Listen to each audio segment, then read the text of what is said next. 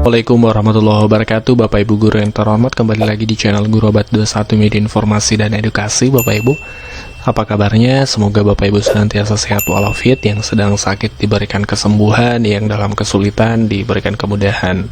Di video kali ini kami akan menyampaikan warning ya. Ini menjadi rambu-rambu yang perlu diperhatikan oleh rekan-rekan guru, baik naungan Kemdikbud maupun naungan Kemenak, untuk tunjangan profesi tahun 2023 Bapak Ibu. Kami akan mengutip juknisnya ya, dari juknis resmi yang ditetapkan oleh baik Kemenak maupun Kementerian Pendidikan ya, Kemdikbud, untuk membahas tentang warning ini ya. Jadi informasinya dijamin valid karena sumbernya sekali lagi dari juknis.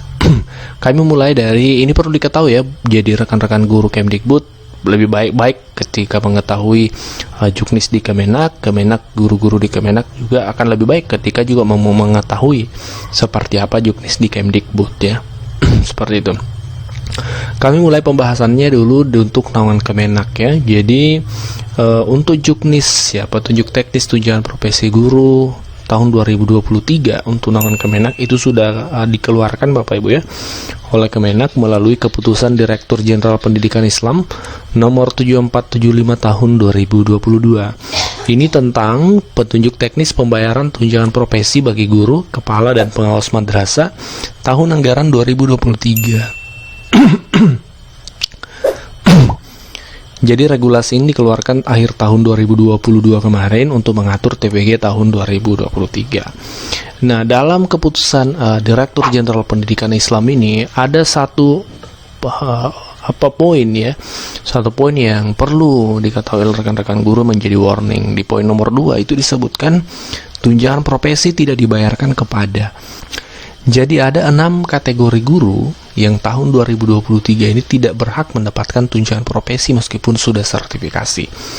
Ya, ini saya perlu diketahui ya. Yang pertama, guru, kepala, atau pengawas madrasah yang tidak hadir total 3 hari atau lebih dalam bulan berjalan tanpa keterangan yang sah. Jadi kalau lebih dari 3 hari Bapak Ibu tidak hadir tanpa keterangan yang sah dalam, atau mungkin absent ya kalau siswa alpa seperti itu, maka itu Bapak Ibu haknya untuk mendapatkan tunjangan profesi dicabut. Ya, jadi ini sekali lagi warning, peringatan supaya perlu diantisipasi ya, jangan sampai terjadi. Kemudian yang kedua, guru, kepala atau pengawas madrasah yang melaksanakan cuti sakit lebih dari 14 hari. Kalaupun memang sakit Bapak Ibu, ya sakit itu kan sesuatu yang di luar dari kendali kita seperti itu. Dan sakit itu, kalaupun sakit itu diberikan toleransi sampai 14 hari. Ketika lebih dari 14 hari maka hak untuk tunjangan profesinya dicabut seperti itu. Kemudian yang ketiga, guru, kepala dan pengawas madrasah yang melaksanakan cuti alasan penting lebih dari 6 hari. Jadi Bapak Ibu, ketika Bapak Ibu cuti karena sesuatu yang urgent, mendesak ya, penting seperti itu ditoleransi sampai 6 hari saja. Lebih dari 6 hari maka itu sekali lagi tunjangan profesinya dicabut seperti itu. Kemudian guru, kepala dan pengawas madrasah yang melaksanakan cuti di luar tanggungan negara. Terus yang kelima, guru, kepala dan pengawas madrasah yang melaksanakan ibadah haji atau umrah dengan biaya sendiri tanpa menggunakan hak cuti. Jadi kalau Bapak Ibu pergi haji atau umrah itu tunjangan profesinya tetap bisa berjalan dengan catatan Bapak Ibu pakai hak cutinya. Jadi ada cutinya, cuti besar. Kalau berangkat umroh dan haji tanpa cuti, maka konsekuensinya tunjangan profesinya itu tidak berjalan Bapak Ibu ya. Jadi bisa saja, yang penting ada keterangan resminya berupa cuti seperti itu. Kemudian yang keenam, guru, kepala dan pengawas madrasah yang melaksanakan studi perkuliahan menggunakan biaya dari pemerintah atau sponsor pada bulan ke-7 sejak perkuliahan dimulai dan dibayarkan kembali pada saat tugas belajarnya selesai. Jadi kalau Bapak Ibu misalnya mendapatkan beasiswa tugas belajar ya dari pemerintah atau sponsor, misalnya lanjut S2 atau S3, tunjangan profesinya itu di stop pada bulan ke-7 sejak perkuliahan dimulai. Jadi bulan 1 sampai 6 itu masih menerima, nanti di bulan ke-7 baru dihentikan sampai Bapak Ibu dinyatakan selesai proses pendidikannya seperti itu, karena menggunakan tugas belajar seperti itu Bapak Ibu ya. Nah, ini tadi untuk naungan Kemenak ya, madrasah seperti itu. Sekarang kita tahu langkah untuk naungan Kemdikbud. Lantas pasti rekan-rekan guru naungan Kemdikbud bertanya, kalau naungan Kemdikbud seperti apa? Apakah sama dengan yang tadi? Nah, ini kita bahas Bapak Ibu. Tentu ketika kita berbicara Kemdikbud, maka kita harus berbicara juknis yang dikeluarkan Kemdikbud.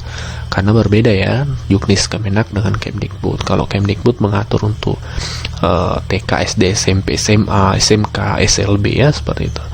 Nah, untuk naungan Kemdikbud sendiri itu diatur sampai saat ini Bapak Ibu masih yang berlaku adalah Peraturan Menteri Pendidikan, Kebudayaan, Riset dan Teknologi nomor 4 tahun 2022. Belum ada juknis terbaru ya, jadi masih ini yang berlaku sampai saat ini. Ini terkait petunjuk teknis pemberian tunjangan profesi, tunjangan khusus, tamsil dan tamsil guru ASN provinsi kabupaten kota. Nah, kalau di Kemdikbud itu diatur di pasal 6, siapa-siapa yang tidak berhak lagi mendapatkan tunjangan profesi. Nah, kalau di Kemdikbud seperti ini juknisnya. Pemerintah sesuai dengan kewenangannya menghentikan pembayaran tunjangan profesi, tunjangan khusus dan tamsil guru ASN jika guru tersebut ya, yang pertama meninggal dunia ya tentu ya, kemudian mencapai batas usia pensiun, kemudian mengundurkan diri atas permintaan sendiri, kemudian dipidana penjara berdasarkan putusan pengadilan yang telah mempunyai kekuatan hukum tetap, kemudian mendapat tugas belajar ya, jadi tugas belajar juga di Kemdikbud juga tetap akan dihentikan tunjangan profesi kalau Bapak Ibu lanjut S2 atau S3 seperti itu dengan beasiswa dari pemerintah ya. Kemudian tidak lagi menduduki jabatan fungsional guru seperti itu.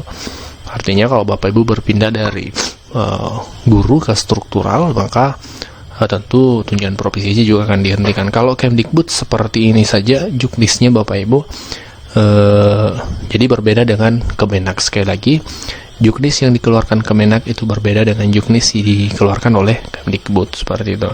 Kalau guru-guru madrasah, patokannya adalah yang ini tadi ya, Keputusan Direktur Jenderal Pendidikan Islam nomor 7475. Kalau guru-guru SD, SMP, SMA, SMK, SLB, TK itu referensinya atau rujukannya yaitu Peraturan Menteri Pendidikan nomor 4 tahun 2022. Bisa jadi Bapak Ibu dalam waktu dekat keluar lagi juknis terbaru untuk 2023 naungan Kemdikbud, karena biasanya setiap tahun ada, tapi ya biasanya perbedaannya itu hanya beberapa poin. Tapi entah di 2023 ini siapa tahu berubah juknisnya, siapa tahu juknisnya berubah jadi transfer langsung dari pusat ke guru, seperti itu. Kita lihat perkembangannya ya, seperti itu.